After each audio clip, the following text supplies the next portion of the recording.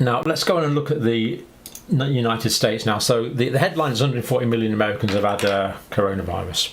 Zero prevalence from commercial laboratories. Now, this is looking at infection-induced antibodies. So, of course, we can look at different antibodies, the production of which is, of course, stimulated by the various proteins. So, spike protein antibodies could be the vaccine or the virus, but the one this survey is looking at is the nucleocapsid protein, which means that the person has been exposed to the inside part of the virus, so it's only occurring as a result of natural infection. Now, 58% of up to 17-year-olds have antibodies indicating they've actually had the infection. They've been exposed to the virus itself.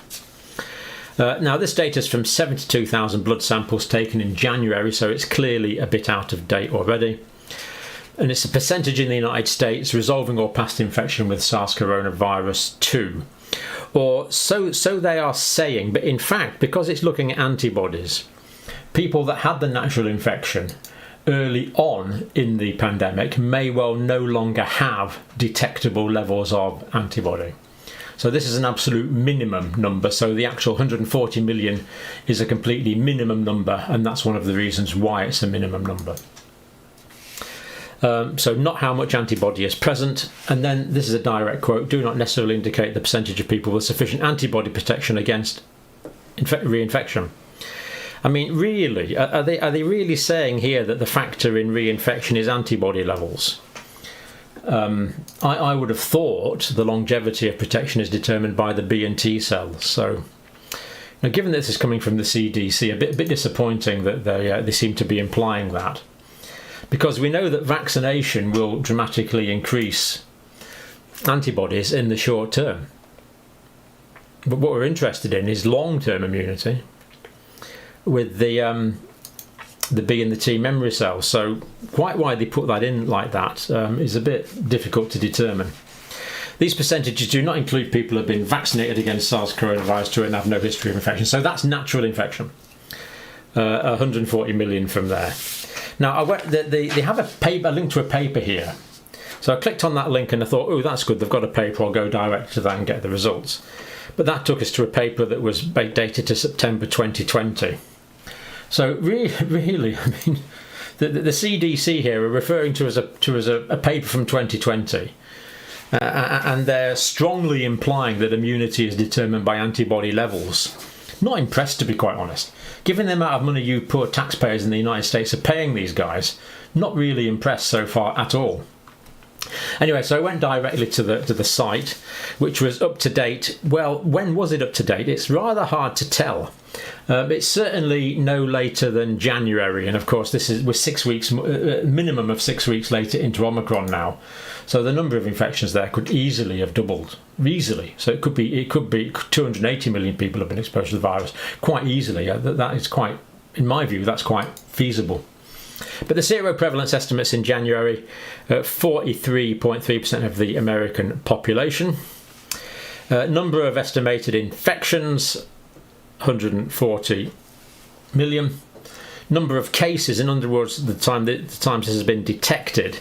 And again, that's just till the end of January, 74 million. So it's kind of a times 2, isn't it?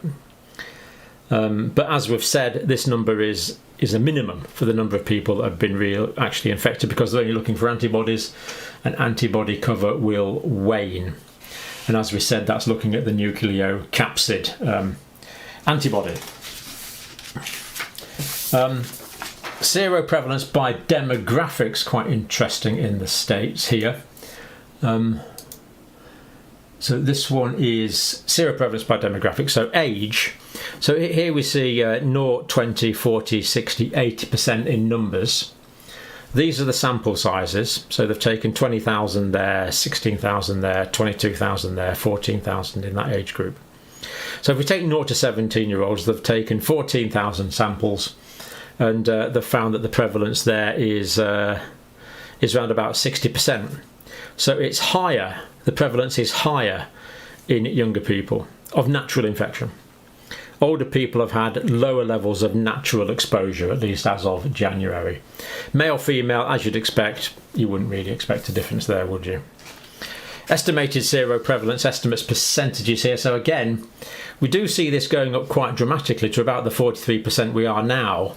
But if that's kind of, that's October, November, December, so this is kind of January. So this is only, according to this graphic, kind of mid-January. So as I say, could easily be way much, so much higher now. Could be double that now. So this is giving a, if you like, an out-of-date, somewhat pessimistic view of the level of natural immunity that will have been developed as a result of exposure in the States.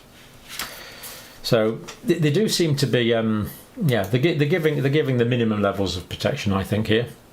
Now, there's another study in the States from blood donations, and this one is looking at infection by national COVID-19 infection and vaccination. So this is infection and vaccination. So in other words, they're looking for any antibodies, whether it's caused by the spike protein or the nucleocapsid program or the others. The percentage of 16-year-olds developing antibodies against SARS coronavirus 2 from vaccination or infection, so this is both. And as of December 2021, so again, hopelessly out of date. What are these? Well, why don't they keep this vaguely up to date? Dear me. Anyway, 94.7. Now, in the UK, we know this figure is 95.5%. So in the UK, basically everyone's been exposed to the virus now, virtually everyone. In the States, a little bit lower. Persons aged greater than 16 years of age with more than one COVID-19 vaccine dose, 70%. Again, that will be slightly higher now. Cumulative reported COVID-19 cases per 100, 14.7. Specimens tested, 136,000. So, pretty disappointing, really, the quality of data we're getting from the States. Now let's move on to Australia, which is really pretty interesting. So here we have this is the shape of the Omicron wave. So that's taking us from January. This is the Omicron wave in Australia. Scooted up and going down now. Now it's going to probably carry on at about this level for a period of time now, because Western Australia has just opened its borders. So basically everyone in Western Australia will be getting exposed to the virus, if they haven't been already, in the next few weeks. It's going to take a little longer to get to the rural areas, but places like metropolitan Perth, it's going to spread around it really pretty quickly. So that's the shape, what we would expect really in Australia, that kind of shape. Now this is this graphic here shows this is the active cases, and this is the well, basically they're all locally acquired. They're basically all now locally acquired. So active cases and new cases. So we see. I'll show you on this one. Actually, I've got it on here. What we see on this is Australia overall. Capital territories. That's in the east. New South Wales. Well, that's obviously not correct. There's a data drop out there.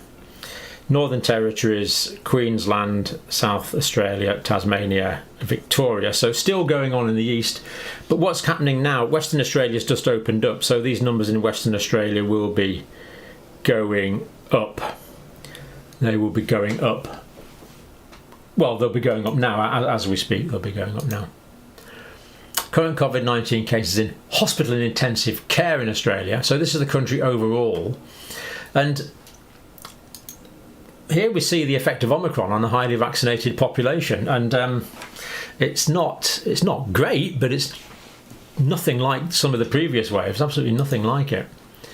So this is Australia overall.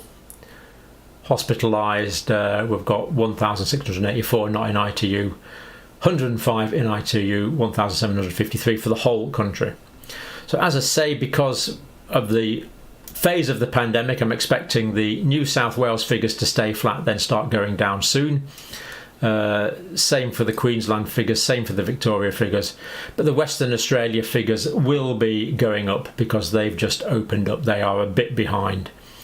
Hopefully not very much at all, because as we said, it's a highly vaccinated population, but they will be going up somewhat, unfortunately. But I'm optimistic not beyond the ability to cope with it. I'm not expecting a Hong Kong situation because the older demographic in Western Australia is fairly highly vaccinated.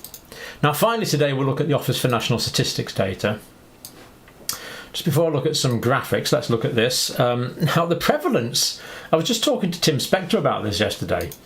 And the prevalence is still high. There's still a lot of COVID around, but thankfully not going into hospitalisations and deaths or reducing numbers. So in England, during the week, of course this is always the week behind, weekend in the 19th of February. Well, it's a couple of weeks behind, isn't it? But there you go, that's what we've got. 1 in 25 people in England had it, 1 in 30 in Wales, 1 in 14 in Northern Ireland, 1 in 20 actually had the infection that week. So we still see that the prevalence is really high.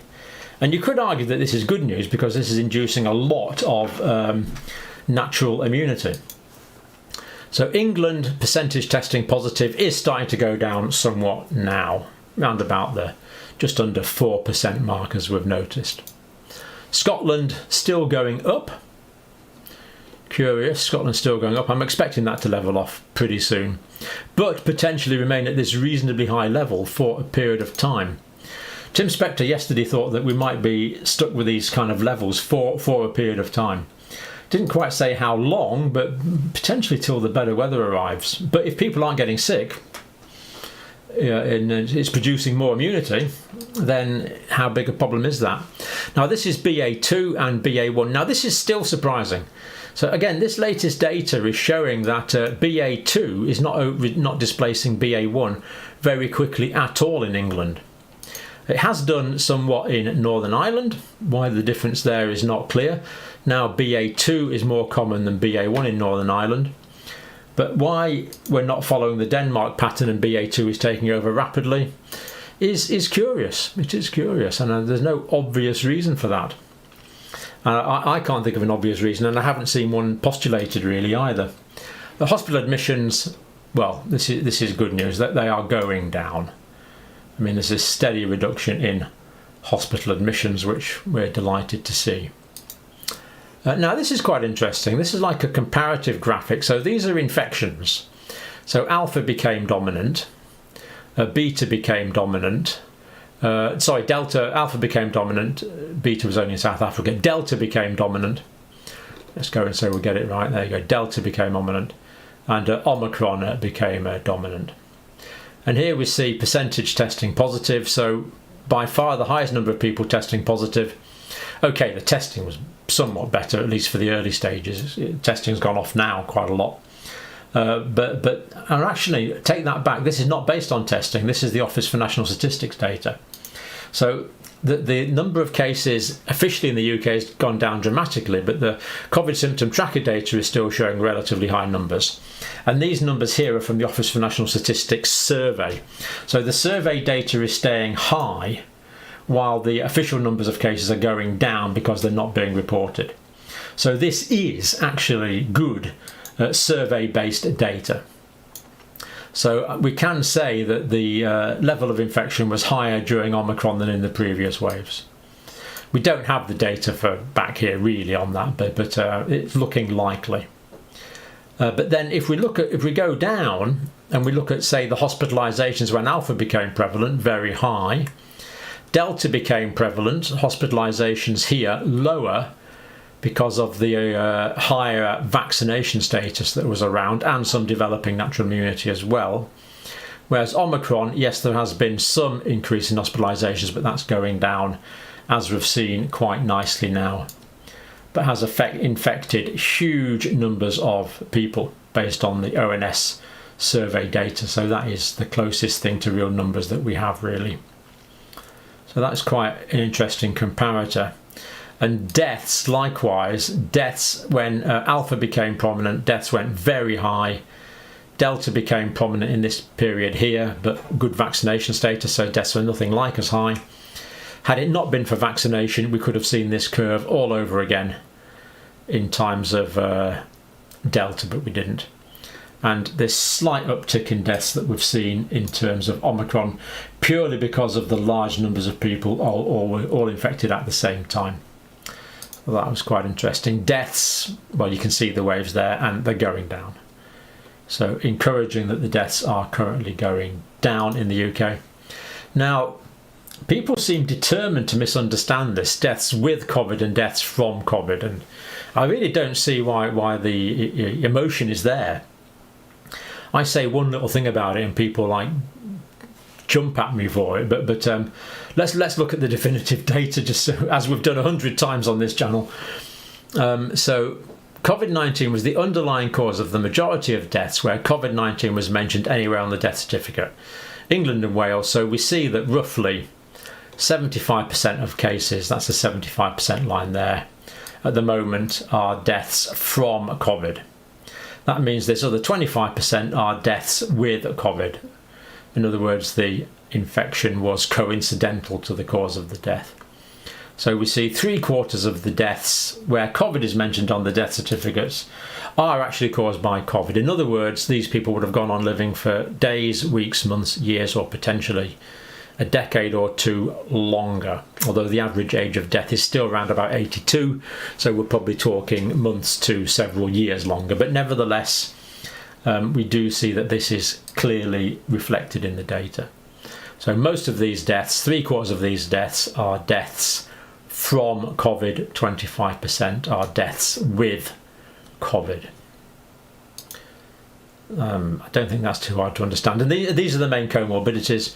This is the percentage, so diabetes, chronic lower respiratory disease, high blood pressure, urinary system, ischemic heart disease, ill-defined conditions, dementia, heart failure, complications, cardiac arrhythmias, malignant neoplasms in the blood, COVID-19 with no pre-existing conditions, still around about the 17% mark.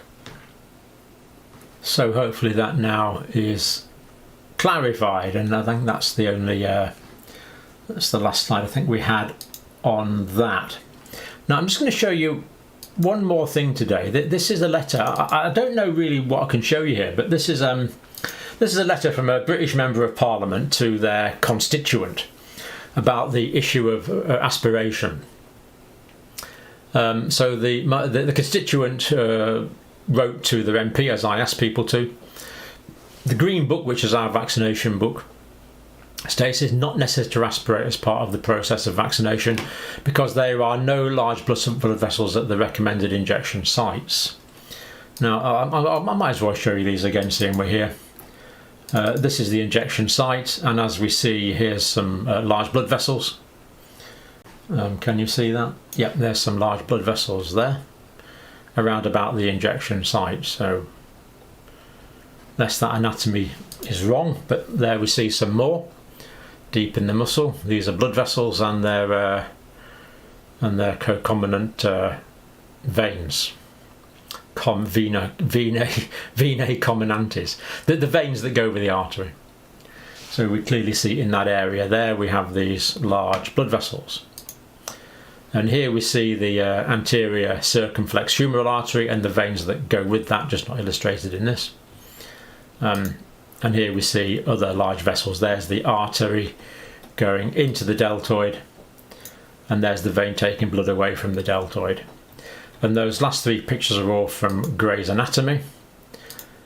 So the Green Book states it's not necessary to aspirate as part of the process of vaccination because there are no large blood vessels. Well, I think we've just disproved that at the injection site. I am assured that the UK Health and Security Agency regularly reviews and updates the Green Book. Well, I'm pleased you're reassured by that. The World Health Organization, are people actually still referring to the World Health Organization as a definitive authority? Looks like they are. Also advises that aspiration should not be done during intramuscular injections. Well, I don't think the World Health Organization does actually say that, Miss or Mr. or Ms. MP. I think that's referring specifically to vaccination. So without being pedantic, and it's not a moot point because if you take things like depot-phenothiazines for antipsychotics injections, or depot contraceptives, which are still used, these are in oil, and if you don't aspirate those and they go into a blood vessel, then you can cause a pulmonary whiteout. You'll get a pulmonary fat embolism, which of course goes without saying is remarkably serious. So I'm not sure the World Health Organization does say that. So maybe this MP hasn't got a clinical background. Also advised that aspiration should not be done during intramuscular injections. I don't think that's true. Anyway, but the reason that the World Health Organization give for not aspirating during injections is this may increase pain due to longer contact time and lateral movement of the needle. Well, all I can say to that is not if I'm doing it. If you're doing it properly, the needle doesn't wobble around when you give it. I mean, that's just a ridiculous thing to say. Technique can stabilise the needle. There's no data to justify. There is at present no data to justify aspiration, and no evidence to suggest that this process could have an impact on the outcome of blood clots following vaccination. In that case, Ms. or Mr. MP, why have Germany just changed the guidelines? Why have Denmark changed the guidelines under the guidance of Professor Højby months and months ago? Moreover, this bit, listen to this. This takes the biscuit. This really does take the biscuit. Really. Moreover, should a vaccinator aspirate and draw blood? Well, how can they draw blood? Did you not just say there's no blood vessels in that area? So what you've just said is completely impossible. If there's no large blood vessels in the area, then it's completely impossible to draw blood. But now you're saying, should they draw blood? You're contradicting yourself, Mr. Politician here, completely. Moreover, should a vaccinator aspirate blood? Obviously impossible, but should the impossible occur, they would be required to dispose of the needle and shot vaccine they were using, which would be an unjustified waste of precious vaccine supplies. In other words, this MP is saying it's better to give the vaccine intravenously than waste the shot. Let me say that again. This is implying to me that this politician is saying that it's better to give the vaccine into the wrong place, potentially causing unknown damage to the individual. It's better to do that, better to potentially ruin the life or even take the life potentially of an individual than to waste one dose of vaccine. So it takes the biscuit on two scores. First of all, should you draw back blood, which is contradicting themselves because they say it's impossible, but of course we know it's not. And then they say you'd have to waste a dose of vaccine rather than give the drug in the wrong place. All nurses are taught to give the right dose of the right drug via the right route to the right patient at the right time. It's got to be via the right route. These vaccines must be intramuscular. But this letter is saying, oh, well, if you do happen to give it intravascularly into a blood vessel, then that's better than wasting it. Is that what they're saying? If I'm wrong, Mr. or Miss MP, come on and tell me, please. Seriously, because this sort of what I see is fobbing off is just completely unacceptable. Okay, that's a bit of a rant, but it's not really. It's based on Grey's Anatomy, for goodness sake. And that illogical non sequelis argument is just bizarre. Now, don't forget, a few of you have been asking, books are still available completely free. Download them. My books, one on how the body works, one on how the body works, one on how the body goes wrong. Get it right, John. This one, there's still hard copy available if you want that in hard copy. This one I need to get around to reprinting it, but it's just a matter of getting around to it. But they're both available in for free PDF download for all the, you can, that one's about epilepsy there, for example. So yeah, download them. There's a mobile phone friendly version. Download them, put them on your phone. Next time you're bored, get out your mobile phone and you won't be bored anymore, hopefully. Right, okay, that's us, Which Camera Am I? That's it. Thank you for watching.